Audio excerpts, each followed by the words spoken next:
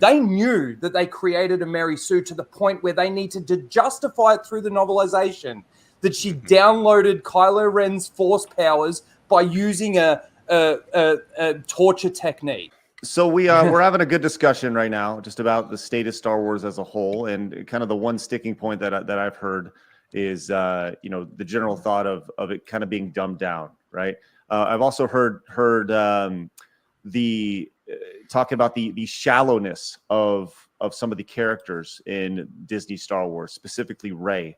As I was prepping for this, I was doing a little research on why people don't like Rey, and just as a whole. And I wanted to pull up this quick few seconds about Rey from a video from a creator called Nutsa, a subscriber. You can go subscribe to her over on YouTube. And I just wanted to watch this real quick and listen to this, and then get y'all's thoughts on this. So let's take a quick glance. All right. So that's kind of the thought, is that she's obviously an amalgamation of many characters. Anna, you're just joining us. Love to hear your thoughts. Yeah, I think she's terrible. I'll never get those hours of my life back. So yeah, I think that girl said it pretty well. See, I disagree with everything she said myself, because I think she's literally complaining about Luke. Think of it as she's talking about Luke Skywalker. It's the exact same thing. But hang on. Luke had a story arc. He was trained. He you can they're two completely conflicting things. Now there was one statement in there that she was actually wrong on, is that she got her powers from Palpatine. No. In the books that Disney came out with, she got her powers from Kylo Ren, downloading them while he was force torturing her. Yeah, downloaded. Yeah, that was the explanation. In the novelization, okay, she downloads Kylo Ren's training, and that's how they justified her being a Mary Sue. They knew that they created a Mary Sue to the point where they needed to justify it through the novelization that she downloaded Kylo Ren's Force powers by using a torture technique. Well, and on top of that, she also ends up with Poe's Dameron's droid at the end of the movie when Poe is still alive. What is BB-8 doing there next to her at the sunset after she's got Luke's and Leia's lightsabers, Han's ship, Skywalker name? She just takes it all. She's got it all at the end. Yeah, why didn't Chewbacca inherit the Falcon? Like, how many years of service did that guy put in? That's fucked up. Can I ask a question about what you said, Rhino? Let's go Trav. Let's go Trav. Back to Rhino to Ben. I want to hear Ben's thoughts on this. What training did Luke get? He had a thing on over his eyes and blocked some shots from a droid, and then he lifted some rocks around and ran around in the forest. That's my movie, he got. Do you know how long he spent on that's training? Getting your. Do you know how long? So did Rey. Yeah, that is training. No. Rey got going to Dagobah with Yoda and at least lifting doing a few rocks and running around in the forest. Which is infinitely more than Rey did. And again, Rey in the first movie dominates. She should have lifted a couple of rocks. Luke doesn't get a W until the end of the third movie.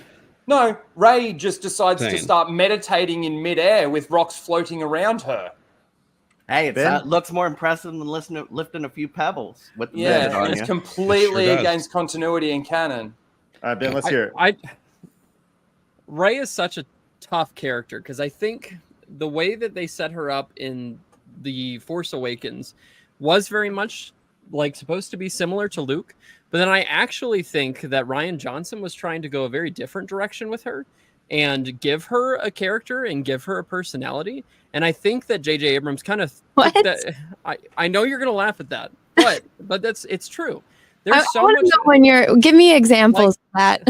Everything that they do with the connection between Rey, with the connection between Rey and Kylo Ren, with all of those things is far more interesting than everything else that happens in the sequel trilogy. Like, you can't deny that's not at least interesting, right? There's something there. There's an intriguing story element there, and there's a lot more they could have done with Rey. Now, I think that they actually went the wrong way with their character in the last movie, and that's more by just not developing what story was laid before in The Last Jedi. So I don't know. I mean, I don't think that she's a horrible character, but I also don't think she's amazing. I think Kylo Ren's the best character in the whole sequel trilogy. But we know Yeah. they didn't plot By out far. the 3 movies. Like there was no overarching plan or No, I schematic. think that They did it one, and then they hot potatoed it to the next guy. He did whatever the hell he wanted, and then they hot potatoed it back to the other guy. After the second one, really got a lot of backlash. I think the real problem with Rey, along with all the characters, is that it was lazily done. There wasn't a lot of respect for what came before, and they were just expecting to milk the franchise because the fans would lap up whatever they put in the bowls, and that's not actually what happened. And so I don't think it's just Rey that suffers. I think they all suffer from a lack of preparation, a lack of planning, and lazy writing. But that's just my opinion. Kylo Ren forgives himself at the end of Rise of Skywalker with a vision of his own dad from his mind. Darth Vader forgave himself at the end of Empire. Are you fucking kidding me? Kylo Ren is. See, I think you're conflating the two. That yeah, is because why not? They're very similar. It's the exact same thing. No, it's not. That's not what happened. Coming to terms with what you did is very different than forgiving yourself. Not really. Coming to terms with what you did is pretty much the same as forgiving yourself. No, it's not. You can come to terms with what you did and acknowledge that you up in life. That's what Kylo Ren did. And did he not try and redeem himself? Yes, he did.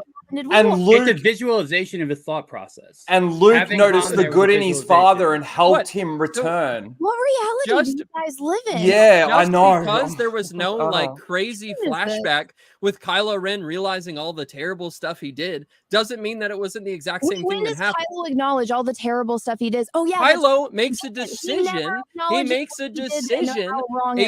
He makes a very clear decision to do the right thing, which is in many ways basically taking accountability for what you've done, and he ends up dying to do so. Yeah, so after he gets teleported a lightsaber.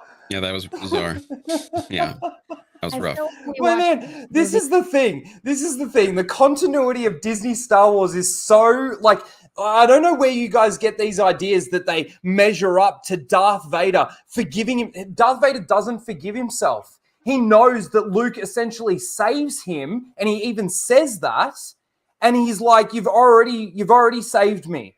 Can you become a Force ghost without forgiving yourself? I don't think so. Well, that's a good question. Tim, your thoughts? Yeah, so Rey, I'll take it from a different approach. It's not the character itself, it's the existence of the character. She's there to supplant the original. Think about the end of The Rise of Skywalker. She literally buries the past on screen in the sand. I mean, tell me that that's not anvilicious imagery right there. That's what the whole intent of the Disney trilogy was, to not necessarily reboot everything, but to retell what the original trilogy was. There was no Skywalker saga. It was the Star Wars saga. There is no Skywalker saga. It was, again, she's replacing Luke. Who else? Poe replaced Han Solo. Suddenly he's a smuggler in The Rise of Skywalker. Where the hell did that come from? To Rhino's point, if you read their continuity, none of that was in there. And the what's the guy's name that called all of us, we need to go in the wood chipper, Cuck Wendig, all his books, none of that was in there. You know what I mean? Her existence is there to replace the original, and that to me is what the biggest affront is. All right. Let's go. Go ahead, Tom. I just have one question, and this goes back to the original trilogy, prequels, and all that.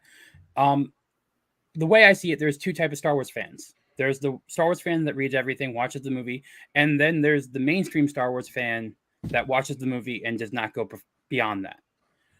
Disney Star Wars was made, like Cal said, for the largest common denominator, which is the ones that go see the movies. I'm in the theme parks a lot. Every little girl, every teen girl goes up to Rey right away. Wants a photo with Rey, wants to talk to Rey. That's who Rey was made for. It was made to sell stuff to girls. It's fine. That's what it is. But the character, it is what it is. Even though they bought the IP to appeal to boys because they had too many Disney princesses. Disney does not how to. Did they buy the IP to appeal to boys? Star Wars has always been for everybody. That's one of the reasons. I mean, why they wanted it. And also, if you look at how Disney did, Disney and Lucasfilm allowed this during Star Wars weekends back in the day. Like, let's be honest, Lucasfilm wasn't really covering and caring about their IP then. You had Leia and Padme twerking on stage. So I'm just saying, like, You can't say Lucas. It's true. You can go and look up the video. I'm not disputing that. Well, yeah. I'm just saying. So humorous, though, Lucasfilm didn't really care that much then about their IP or about protecting it or caring about how the fans saw it. It was already a joke before Disney bought it in some space. So bad is bad. You can't use bad to justify more bad, though. Bad, I'm just saying I agree. it's not like it wasn't already going downhill at that But see, you also made the point that this is for like just the casual Star Wars fan, right? Well, that goes back to my point about George Lucas. He was able to make Star Wars for the casual Star Wars fan, but keep the lore continuity and canon in check for the hardcore fans. But was that more the people writing the books at that point in time around him and his staff? Well, like yeah. So why can't Lucasfilm actually employ more people that are actual fans to actually make good Star Wars? But that was my why do they point have to get Leslie Headland? Culture. You know, all the Star Wars. My favorite Star Wars is all the Star Wars. No, but that was my point earlier I made in the first statement about culture. It's not necessarily about Star Wars itself or the current stories. It's about the culture of our society and who's being hired. It's not necessarily going down to Star Wars and Disney Star Wars. It's about the corporate culture around Hollywood. It's not a Star Wars thing. Fair enough. I want to give you another continuity issue, and I want to hear your guys' thoughts on this. Let's do this, Ben. Then I want to move on to something else. Go ahead. Okay. Go ahead, Rhino. So Rey and Kylo are able to force heal because they were a dyad. That's the explanation given by Lucasfilm. Why and how can Grogu force heal? Because he's cute and cuddly. Yeah. Because he's got the cute factor. Exactly. Well, now that we know that they only had the one script for The Force Awakens, which was a photocopy of A New Hope, and they didn't plan out the trilogy, and Kathleen said that we didn't have any source material, can we all agree that maybe they shouldn't have been so quick to burn George Lucas's treatments, and maybe they should have brought him in to talk about the sequels instead of just doing it by the seat of their pants? Because I don't think it really went very well. We agree on that. I think everybody can agree on that for the most part. But the biggest problem with the sequel trilogy, even though I have all the defenses for it and I enjoy watching it, is that the fact there were too many hands in the pot and there were too many cooks in the kitchen. But I think that's probably the biggest complaint for most people. There was far too many people trying to tell too many stories and trying to blend those things together, when it would have been better if they just said, hey, here's these 3 movies that we want to make, right? We're going to get the same crew for all 3. It would have been lovely, right? And then they never even planned out. Look, I appreciate that, but they never even planned out the 3 movies. It seems like they just said, we've got The Force Awakens. We'll figure it out as we go along. I don't think that's a good way to make 3 movies, and I think Rey suffered for it. I think Finn suffered for it. I think, but did they not announce a trilogy pretty soon after they bought the IP? Yes, immediately. They did. Yeah, immediately.